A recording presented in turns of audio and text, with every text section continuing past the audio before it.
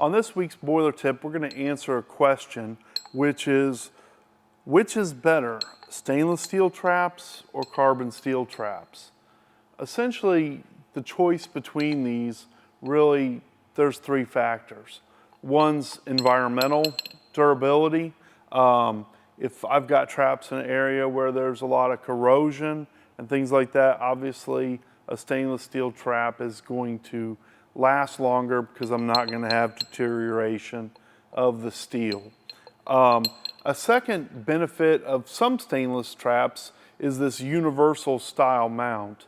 Quite a few of these universal styles are stainless, and what's kind of neat about these is we basically have two bolts for assembly and disassembly, removing a trap, reinstalling one. So that's quite a bit simpler than replacing a trap and having to worry about the piping orientation or the takeoff or size of the trap itself. An additional consideration is cost. In general, a carbon steel or cast trap is just going to be less expensive than stainless, so that's a consideration as well.